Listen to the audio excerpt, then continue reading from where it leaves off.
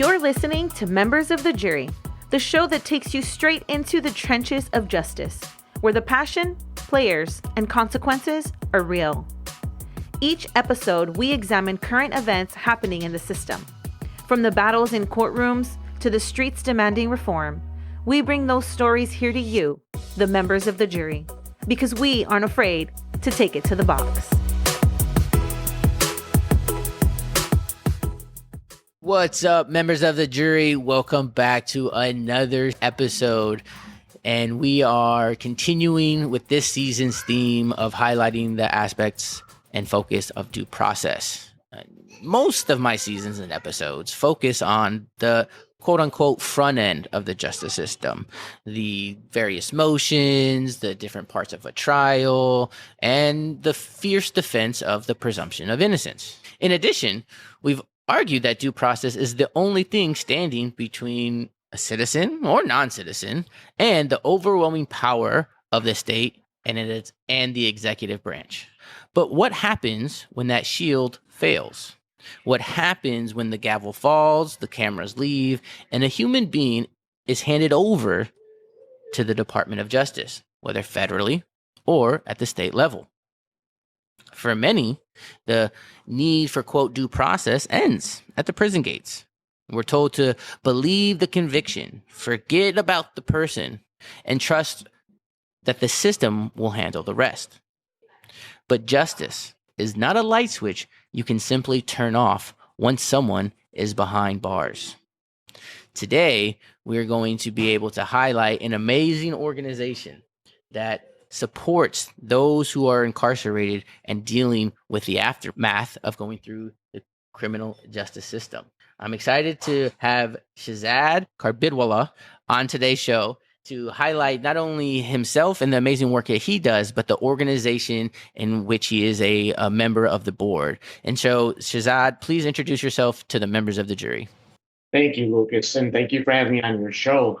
My name is Shazad Carbaidwala. I serve an organization called Prisoner Visitation and Support, short for PVS. I've been serving on the board for the last 5 years, but I've been serving the organization for 10 years, visiting federal institutions in North America or United States. So I want to just begin, people hear that right away. And what would prompt someone to want to go visit someone who is incarcerated if you don't have any connection or affiliation or relationship with such an individual? Yeah, Lucas, we all have our stories, right? And we all have a past, and some pasts are good, some are bad. Well, I had a little bit of a turbulent past, and there was a point in time in my life where I was potentially going to be serving a 7-year sentence, and for something that I did do. And the gavel went down, and I was very fortunate that the person behind it had some empathy for myself, and allowed me my freedom to continue on instead of locking me away. And ever since then, and that was a while ago, because that was like 25 years ago, I felt I needed to serve my community as many ways as I could. And I think PVS was just an amazing organization that was doing really powerful work with the Bureau of Prisons and the inmate population in the United States. So I wanted to be a part of it. So that's why I joined that organization back in, I believe, 2015. And yeah, I'm so grateful that you reached out to me and connected with me and exposed me to PVS, and that's Prisoners Visitation and Support. The link will be connected in the show notes for anybody who is interested in learning more about the organization or would even want to volunteer. And so I really want to get to know the process that, what is this organization, what's its mission statement, and what does the organization hope to accomplish? Thanks for asking. Yeah. So the Prisoner Visitation Support has been around for a while. It started in 1968. And our mission is to walk into military and federal institutions in the United States and speak to the inmate population that are eligible for PVS visits. So I'm painting a picture for you, Lucas. We walk in and basically have a meaningful discussion with as many inmates as we can. And is there any type of process that goes into, aside from, well, I guess before I ask that, what does needs to happen for someone to qualify for this type of specific meeting with PVS? Yeah, so that you have to go through a pretty stringent application process, go through some interviews, and then the Bureau of Prisons would get that application from PVS, and then they have to go through their process of making sure background checks and making sure that that person is a qualified candidate to walk into a military or federal institution and be able to talk to their inmates. Do you know, like, as from the inmate's perspective, are there any like certain convictions that would on their face prohibit an individual from qualifying? Or what do you think some of the factors that are looked at to determine qualification? It's mainly of their performance in the institution. It doesn't matter on the severity of whatever they're in prison for, but it's really how they're performing with the resources that they have in place in prison. Oh, I love that. I love that. I mean, I think because so many times, like the individuals, the incarcerated individual to an extent has really no control over what it is in which they're incarcerated for, and I mean, and that's a nuanced take. And I mean, like, certainly they're responsible for their actions. Potentially, obviously, if the due process has gone through and the evidence has been established.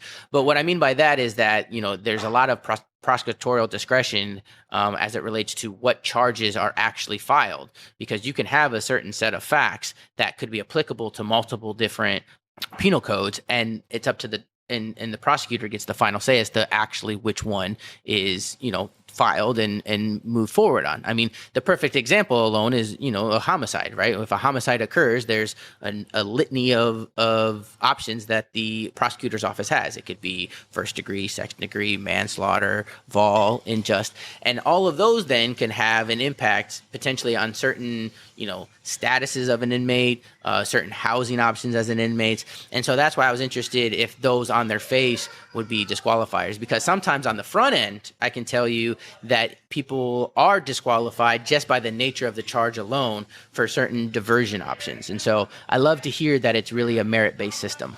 Yeah, and you know what? From the PVS standpoint and the over 250 visitors that we have, that's irrelevant to us. The way that I think about it and the way that PVS thinks about it is we're all human beings. We make mistakes. There's people that I have spoken to that are sex offenders, potential murderers, have committed a litany of crimes. But at the end of the day, Lucas, they're all human beings. And PVS serves as another resource to help them free their mind, and potentially, if there's something in their mental space that's weighing them down, to help them get through that. I love that. And I think, like, unfortunately, when you work in the fields that we find ourselves in and who we align with, it's so quickly that people in society don't even really give merit to what we say or what we produce, because they just ascribe us to defending the quote unquote criminal. And it's so unfortunate that that's the lens that so many people have, and they'll continue to have until they themselves find themselves in a different perspective or in an unjust situation. I wonder, do you guys have any type of data to document the individuals that you're visiting? Aside from visitations from PVS, are they getting any other visitations? And if and how do you think that then plays a role in an individual's rehabilitation process or likelihood of recidivism? Probably not. I mean, some are, but I would say the majority of the visitors that we visit, or the inmates that we visit, aren't getting any sort of support from the outside apart from PVS. So, I mean, if you think about it, federal institution and military institutions, the crime has been committed in one state and they've been shipped all the way potentially across the country to another. Very difficult family members and friends to potentially visit that inmate, right? So that's where we come into play, and we give that opportunity for someone that's been convicted of a crime to speak to us and provide that guidance. Is there any type of preference or priority that PVS, incorporates as it relates to someone who's doing a determinate term versus an indeterminate term, or who may have a likelihood to get out or who doesn't? Or again, they're equally as human and deserve the same amount of dignity. I'm just interested in the aspect of that because it really shouldn't be questioned at this point in time, but just I think the evidence-based science shows that the type of relationship and rapport and connections outside of the self is one of the best things that actually cut against recidivisms for the incarcerated person. Definitely. So we have partnered with the Bureau of Prisons for so many years since PVS has been around. We have to follow their procedures and their protocol and their governance model.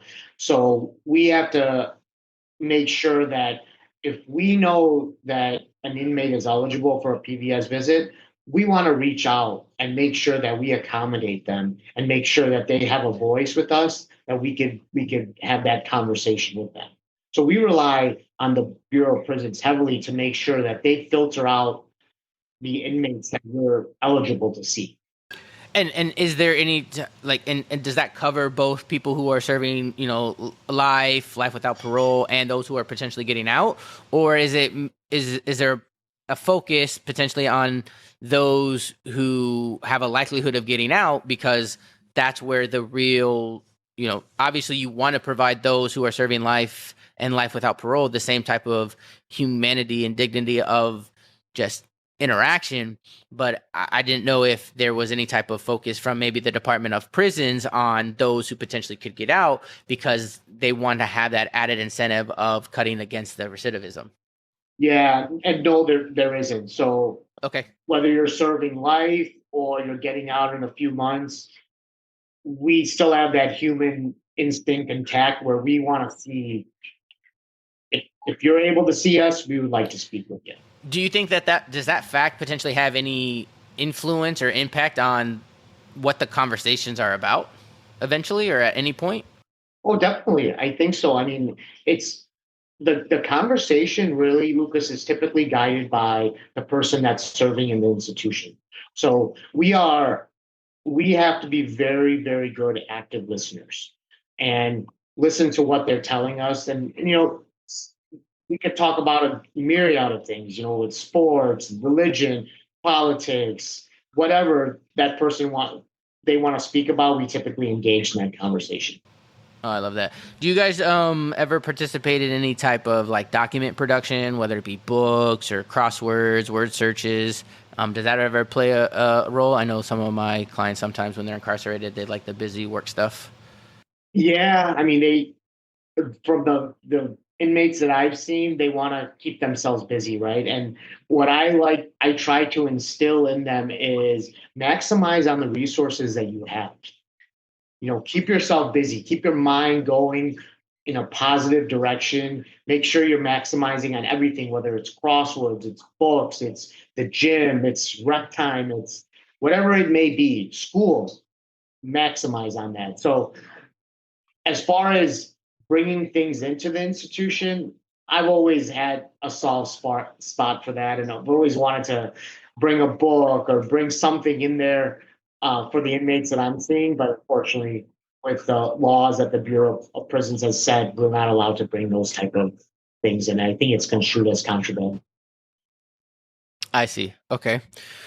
Well, I love you for highlighting the work that PVS does, what the mission is. I want to move into kind of a different avenue and from a different point of from a different point of view and say, okay, I've just now listened to the first 15 minutes of this episode, and I love what I hear about PVS. It sounds like an amazing organization. I vibe with the work that they do. I want to get involved. What's the process of someone becoming a volunteer, and what type of facilities then do they essentially correspond with? So it's typically, if someone is interested, they could go on our website and fill out an application. And from there, they'll go through the governance process, which is someone from PVS, the leadership team, will reach out to them and say, hey, you fill out an application. If they deem qualified for an interview, we'll extend out an interview and have a conversation with them. That's the first part of the process, just to make sure that we have the right person. They have that empathy. They have those active listening skills to make sure that the inmate that we're seeing or inmates that we see are getting the best candidates from PBS. And how, if someone gets approved and validated to be a PVS volunteer, what type of facilities, options do they have to visit? Are there any restraints that exist? No restraints, really. It's just if there are inmates within the demographic that person lives in, if they're inmates in that federal institution that observe PBS visits. But I haven't seen a lot of that. Right now, we have over 500 inmates that are waiting for PBS visits, but we don't have the volume of visitors to be able to accommodate them. So that's one of the main things right now, Lucas, we're trying to do is we're trying to increase awareness, get additional funding as well. We do get funding from individual donors, but not from really big organizations, and then increase the volunteer base. I'm going to use that as an opportunity to do this little plug. And I think that it's really important that if you're listening to this episode and you think that this is an organization that you can assist with, or if you know somebody who you think would be interested in this line of volunteer, please send them the link that will be provided in the show notes to BVS. And that goes to, he's emphasizing the importance that this work is, and that the demand for visitation is higher than the ability that they can. And if we really want to live in the society that is actually working towards and implementing a true rehabilitative criminal justice system, then this is the type of work that needs to be done. And I'll piggyback off of that and say that in addition, if you're listening and you think that you have an issue or a trial story that you want to tell on the show to be a guest, please email me, lhursty@membersofthejurypod.com, or let anybody know that we're looking for guests and are happy to have conversations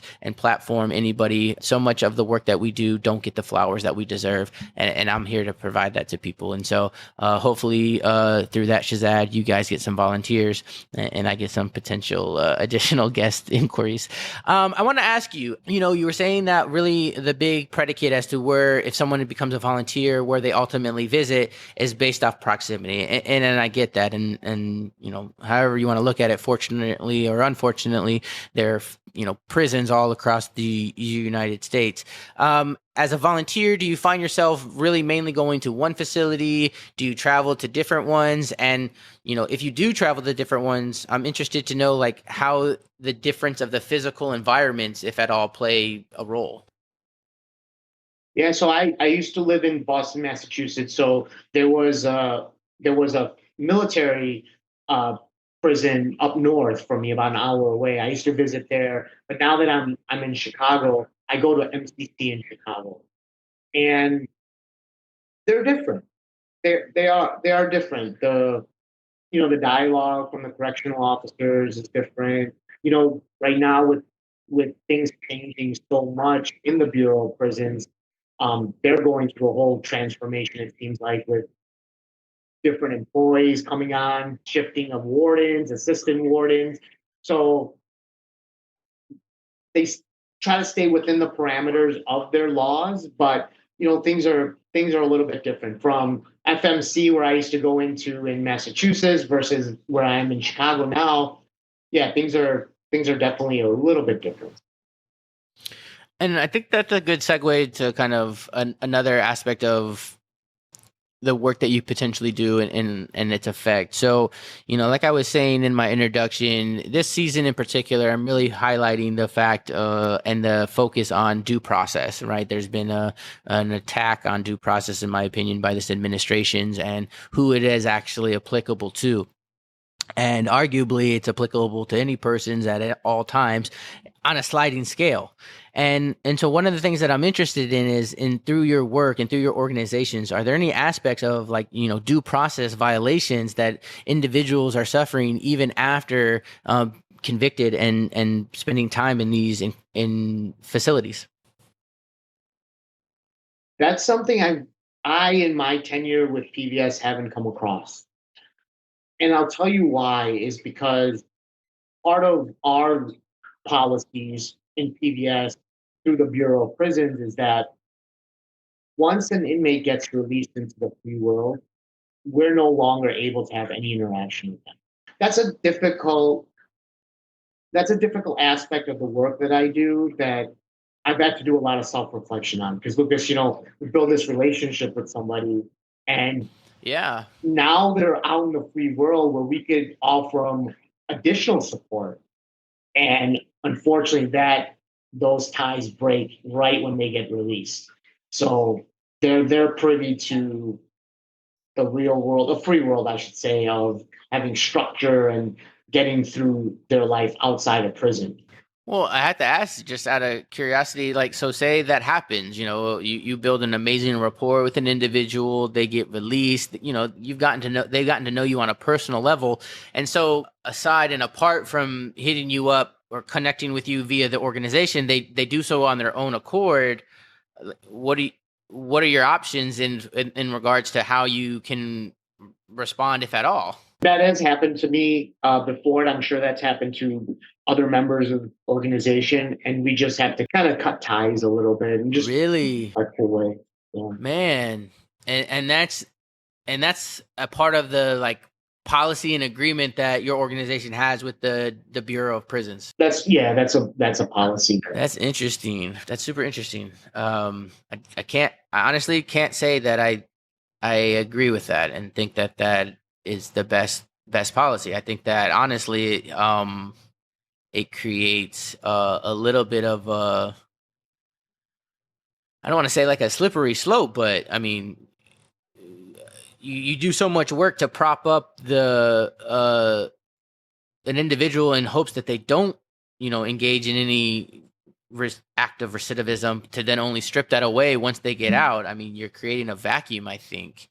And obviously not you guys, and you're expressing a desire to have that happen. I'm very interested from and I don't have a representative here, but I'm just very interested in what the thought process was behind it. I'm sure there's validation to it, or at least an argument with merit. But from my perspective, I mean, that's the one thing that we see so often that results in recidivism is, giving somebody some access to resource, and then because of a lack of funding, a lapse of time, or various reasons, it's no longer provided to them, and now they're kind of stuck and have to go back to what they know and what their foundation is, and what's gotten them through the past, which resulted in their incarceration in the beginning with. So this is very interesting. That's very interesting to hear, and I have to admit, kind of unfortunate to hear. Yeah, and we've looked into some opportunities, to be some sort of mentoring capabilities, but we just hasn't gone through yet. So I don't know. And so one of the other questions I'm interested in is one of the things that I've come across in my experience is, unfortunately, and what I consider an act of kind of dehumanizations within the prison community and population is, this pennies on the dollar wages, the over charging of simple hygiene items, or even commissary. If anybody were to bring any type of issue to a PVS visitor like that, is there any recourse that a PVS visitor can take, even just by making an attention of, this person isn't getting access to a shower as much as they should, or they're being deprived, yard time? Is that type of dynamic come into play in these visits? Yeah, absolutely. We could definitely report it. To our reentry coordinator is we had, I had so and so conversation with this gentleman, and I've come to know that something he's expressed this, and let the Bureau of Prisons handle it then accordingly. Okay. And in your experience in what sounds like a really good working relationship with the Bureau of Prisons, are you seeing like follow up like issues of them not actually being addressed, or it just depends on what the issue is, maybe? It really depends on what the circumstances and what the issues are. But something I would assume something like a hygiene issue, which has never come across to me. I would feel that would be addressed pretty quick. And I should have asked earlier, but just with regard to these visits, and I'm not that familiar, honestly, with federal visits, but so I'd be interested in is if someone were to be a PVS volunteer, is it always like an in-person visit? Does PVS or the federal prisons engage in any type of, video or remote visits that people volunteer and partake in? What's the nuance there? It's typically face to face, but there's a different dynamic. I feel like it's more valuable being there. They see your mannerisms. You get to gauge that other person's mannerisms. It's more. It's more. It's more intimate. Um, you know, at FMC, it was amazing. I would walk in intake and I would have 10 or 11 inmates, and it would be myself, and we would break bread together. We would have food with each other, and it would be really a nice atmosphere. And I knew them very well. Whereas MCC, it's a little bit different. I'm not eligible to be able to provide food. Oh yeah, I understand that. Yeah, sometimes with the restrictions there. Okay, that makes sense. Are in addition to PVS, are there any other organizations or projects that you or your organization kind of collaborate with to help promote the mission? Absolutely. So we try to get involved with as many initiatives that the Bureau of Prisons having. For example, in September, MCC in Chicago had a mock fair. It was like similar to like a job fair where they had different people there serving. I was a representative from PVS. I spoke to the inmates, helped them with resume writing, cover letter writing, give them some perspective on the potential opportunities they would get from any inmates that were about 6 months away from getting released. So to give them an avenue of they could start establishing a roadmap of, okay, I'm getting out in 6 months. These are the potential opportunities that are out there for me. They also had, different organizations that were like, hey, we're here to hire once you get released, based on good merit and things like that. So it's really a real helpful aid for when someone gets released from prison to be able to fall into something right away. You know, I'm interested in. I just think you guys are doing such great work, and I'm just wondering if it's if can you explain to me, is it really individualized within the organization, or is there an internal like collaboration within PVS as far as like if I become a volunteer, do I have is there a monthly meeting, or is there like a newsletter, or how as a volunteer do I kind of continue to grow in my benefit to the organization? So we want to make sure that we are actively engaging with our whole organization. And what that looks like is we'll have weekly meetings. It's called a coordinators meeting where we have all the coordinators come in and we're just kind of gauging on how you're doing. Anything you want to discuss, any issues, any concerns, what's going on right now with the Bureau of Prisons. And then we also have quarterly board meetings. And then we try, and it's been amazing, is we try to have a yearly conference where we all get together somewhere. So we want to create that camaraderie where, look, when you typically go to prison, kind of to to visit somebody, you're typically going by yourself. But we want to make sure that the person that is visiting has the resources to be successful when you're providing support to some of to these inmates. You have everything that you have in place to be successful. When you say resources in that kind of context, off the top of your head, is there like 2 or 3 things that come to mind when you say like having the right resources? I mean, I think part of it is having the mental space for it, right? I mean, Lucas, you've been there before, public defender, but man, you're walking into prison. It almost feels like you're in prison. All the things that you see on the movies, the door slamming shut, the clink of the handcuffs, and all the armed officers. You see all that. So it could be a very intimidating place. And then you have some very real conversation with inmates. I had one conversation, Lucas, that I still remember to this day. So it was about 8 years ago, and the gentleman was in solitary confinement, came out, he was still eligible for a PVS visit. I had a great relationship with him, but he was sitting off to the side. While I was speaking to other inmates, I saw him. I went to go over there to greet him, and I'm like, "What's going on, man? What happened?" And he's like, "Yeah, I got into a fight." But then he also shared some pretty heavy stuff with me, saying that, he's going to be released soon from prison, and he wants to see his kids. And I said, "That's Michael. That's great. It's awesome. You're going to get a chance to see your kids after serving so many years in prison." He's like, "My kids were my victims." He's like, "I'll never see them again." Oof, that's heavy, man. Heavy. And that took me a while to kind of materialize that in my head and thinking like, wow, this person is not only serving in prison, but he's got a very heavy heart right now because he made a mistake and now he's gonna feel it for the rest of his life.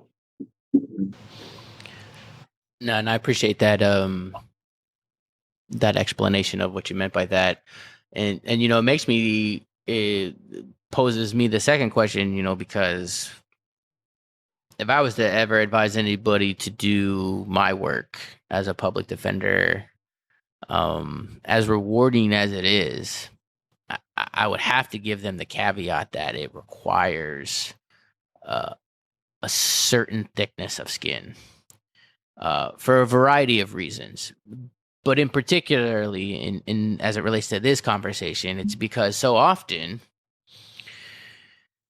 individuals in that position, whether pending within the criminal justice system or in your situation, post-conviction afterwards, if they have nobody supporting them, talking to them, or communicating with them, or they have their lawyer, or in your case, an amazing social advocate. And because of that, though, not only do we get aspects and insight into sometimes like the amazingness that is this person, but we're also the ones who receive the brunt end of their frustrations and their anger and whatever emotion that they may be going through, with valid feelings or not. Do you think that is a characteristic that a volunteer should have, knowing that is, when you're dealing with incarcerated persons, kind of a frustrating component has to potentially inherently exist? Yeah, I mean, you have to have empathy for the people that you're speaking to. You have to have thick skin because you're going to hear some story. Inmates are going to share things with you, and sometimes it's very difficult to hear. And you got to be able to walk away from it and not let it affect everything that you're dealing with in the outside world in your life, right? Like kids and partner and work and so many other things that come at us in life, right? So, yeah, that's definitely a characteristic you have to have as a PBS visitor. Absolutely. Yeah, I mean, and I think it's important, and honestly, I think it's a good skill to develop, to be able to hear things, ugly things, nasty things directed at you, but not necessarily towards you, or even if they are, to not necessarily take them personal, to be able to step back and realize, like, at least for me, like, I'm able to, and don't get me wrong, like, there are times where, like, the moment gets the better of me. But what I try to do is, like, understand and reflect that, like, at least for me, so many of my clients have, experienced, ACEs studies. I'm not sure if you're familiar with that, but the adverse childhood experiences, which, now there's so many studies coming out with, like, talking about certain metrics and milestones that if a couple of the various ACEs are hit, there's a certain likelihood and trajectory of certain kind of behavioral patterns that exist later in life. And if the right resources and the right exposure aren't put in place, like, that child was doomed, not even because of anything that they did, but because of the environment in which they were raised in. And I don't think anybody would advocate that that is the child's fault.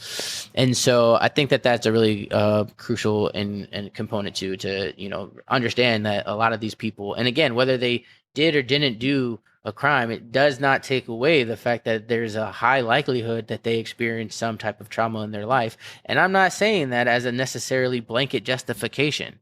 Now, certainly, some trauma in your prior lifetime can serve as a justification that maybe a jury disagreed with. But, regardless, even if it was unjustifiable, I think trauma needs to be able to be seen and appreciated and validated. Thoughts on that?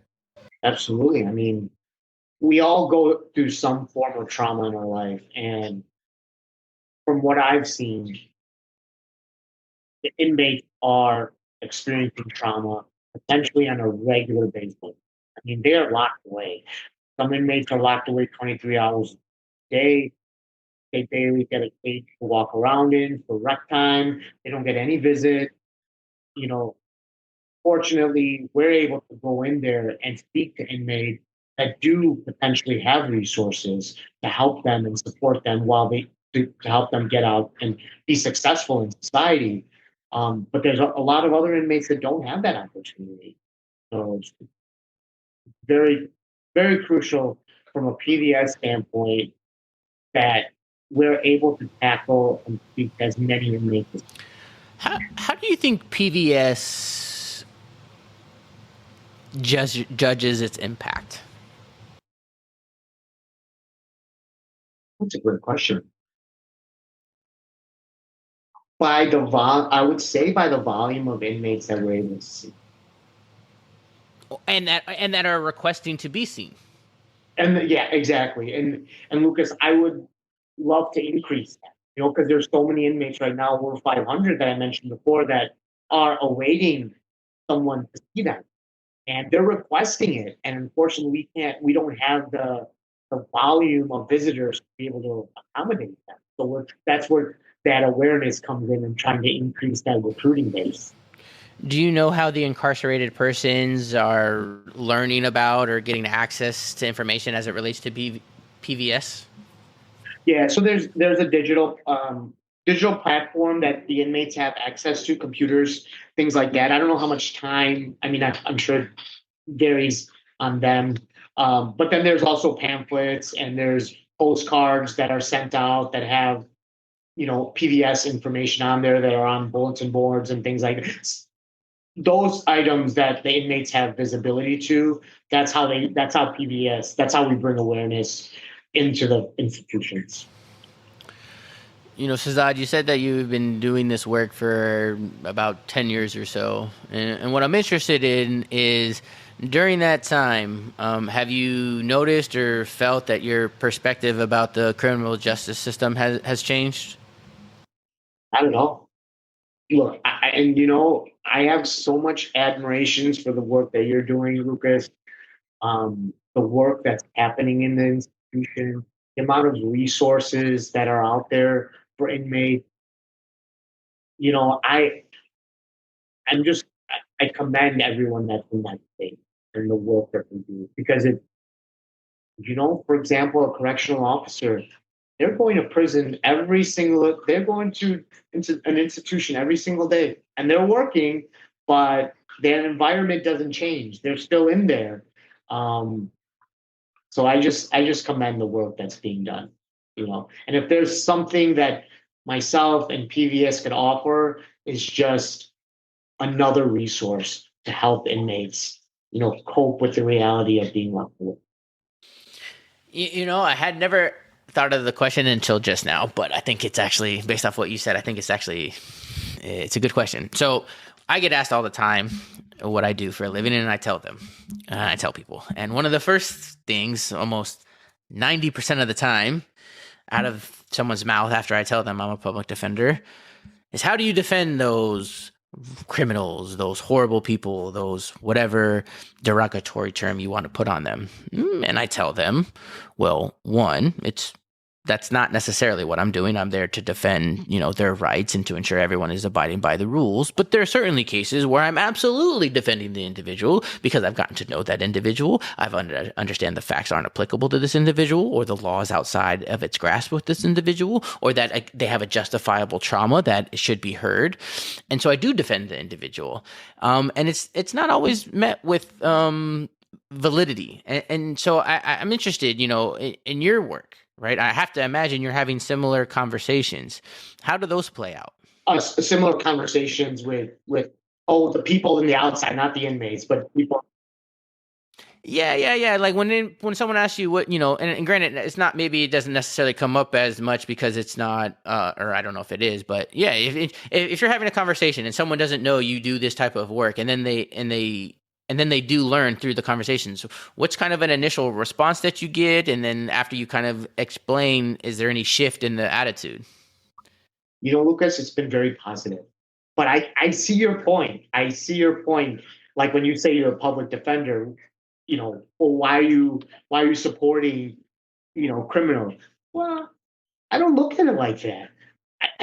For me, man, when I walk into the institution, I don't feel like, yes, you're walking into prison. You have to obey by the laws that you're going to visit another inmate. So you have to do all the stuff, all the background stuff, go to the metal detector, put everything in your locker and things like that. I get all that. But I've gotten so much support from my family, my friends, my organization that I work for, that are so happy and supportive that I do this type of work. They don't necessarily want to get into that scope of work, but they're appreciative that I do it, and they're appreciative that PBS exists, because there's not a lot of organizations like us that are doing the work that we're doing. I agree 100%. And I think, and that's the reason why I kind of asked that question, is because what I would like to hope that happens through your conversations with individuals, and I'm glad to hear that the overwhelming response is always positive, is just because the mainstream, I think, I don't want to say media, because I'm not really trying to go down that rabbit hole, but just I think the societal's almost default is that prisons are just filled with, the lowest of the low, the most evil people ever. And I so commonly want to remind them, like, no. Certainly some of the individuals there, I would argue a very small subset of the individuals that are there, the majority of them are there for, nonviolent offenses, who are your neighbors, who are your colleagues, who are your, classmates. Maybe they're in there for some type of financial things, which, although is very problematic, not necessarily a violent concern. And so that's why I was like, the fact that you have this confidence and this feeling of safety, if you will, to be able to go into this type of environment consistently, I think really combats that type of narrative that, like, only the most horrible people are only those are the people who are in prisons. And that's just not true. It really isn't, Lucas. And I'll paint a picture for you. I was at FMC. We're going into intake. Intake is 70 or 80 people that are locked away. They're all sitting in intake. They have their families, their friends, their visitors, and their PVS will be there. I'll be in there. And we're all sitting. There's not segmented. There's not a glass separating us. No, we're all sitting together. And as many times as I visited FMC, there was not one time where I'm like, oh my God, I feel threatened. Not one time. Felt like I was just sitting in a regular room. And Yeah, it's the perception versus reality. Yeah. And that's so often the case in the criminal justice system. I mean, you don't know how many different jury trials I've heard as that being the theme in theory, whether it be from, the prosecutor side or the defense. I mean, that is a very, very common thing said. And so I'm not surprised, honestly, to hear that from you. So yeah, I know we're winding down. I got three more questions for you. Okay. And so first I want to know is what advice would you give someone who is considering becoming a volunteer at PVS for the first time? Take action. If you want to be a visitor and you share that empathy and you share the mission that we have to helping people, we would love to have you. Make sure that you understand that there are procedures and policies that we have to follow, and we want to serve our inmates and we want to make sure that we don't keep anyone high and dry, right? So make sure that you're really in it for the right reasons, that you really want to do it. I love that. I also want to know what message would you like to leave the listeners with about the humanity of incarcerated persons? We're all human beings. We all make mistakes. There's no perfect person. And everyone needs support. In this day and age, everyone needs support. Mental support, physical support, whatever it is, that's a part of why, PVS exists, is we want to provide that support, and just, you know, do good for humanity. That's what I would say. That's so beautiful, and I always it comes up a lot over my seasons and episodes. I don't think you can highlight it enough, but I think that that's a great segue to just remind all the listeners. Or I'm not sure if you're familiar with him, Shazad, but one of my favorite authors and lawyers is Brian Stevenson. He has done amazing, incredible work. He's also wrote the book Just Mercy, and one of the lines that he talks about in Just Mercy is how that each and every person is not defined by the worst thing that they've ever done. And I think that the work that you're doing highlights that principle. I think that expands that mission. I think they coincide amazingly. And I'm just so glad to see that that type of empathy and compassion for individuals is starting to make headway across the country in different organizations, different media avenues by way of his book turned into a movie, this podcast. And so I think that there's a gallivanting effort to really humanize those who are so easily forgotten about. So I just want to thank you so much for coming on the show. The last question that I can't have to ask every guest is, after doing this for 10 years and highlighting the issue of the importance of bringing humanity and dignity to those incarcerated persons, that's your take it to the box type of fight. What's been the significance over the last decade of doing this work? The significance is I would like to think that we are serving the government's mission at some capacity, even though because we don't have data to support that. Because of the work that PVS does, we're reducing the recidivism rate. I would like to think we are, but I would like to think that we are in a way that when someone gets released from a federal institution, their heart opens up and they're able to be excellent in society. And I feel like, and I'm hoping that some of the work that PBS does that. So um, thank you so much for having me on. Thank you for everything you do as a public defender. And it's an honor. People like yourself, Lucas, are the catalyst of bringing awareness to organizations like PBS. So thank you for having me. It's an honor. And the feeling is mutual. I really appreciate you connecting with me and informing me about it. I think, I'm happy to do that. I think that the work is so necessary. There's so many different, perspectives. I can do everything that I can on the front end. And if I'm unsuccessful or things just don't go my way, it's so glad to know that that's not the end all be all, that there's individuals like yourself and the organizations like PVS that, carry on the mission of, again, it's so much more than just guilt or innocence in this line of work. We're talking about people, we're talking about lives, we're talking about the greater good of society. And, you can't just shun them aside because, they engaged in some bad decisions at some times. Those are not what define people. So, thank you so much. I really appreciate it. And I hope that you do get some volunteers as a result of this, because it would be amazing. So thank you so much.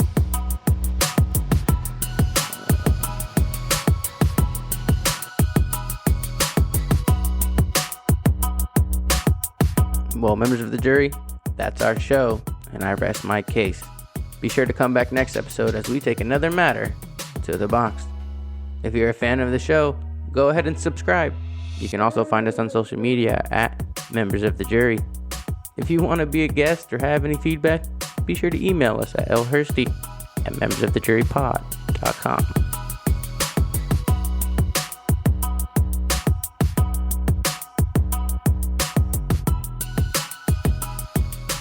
The information in this podcast is provided as general reference work as a public service. The audience is advised to check for changes to current laws and to consult with a qualified attorney on any legal issue. The use of this material does not create an attorney-client privilege in any fashion with the podcast, the host, or the guest. This information is for educational purposes only, and no one affiliated with the podcast may be held liable for any decision made based on this information.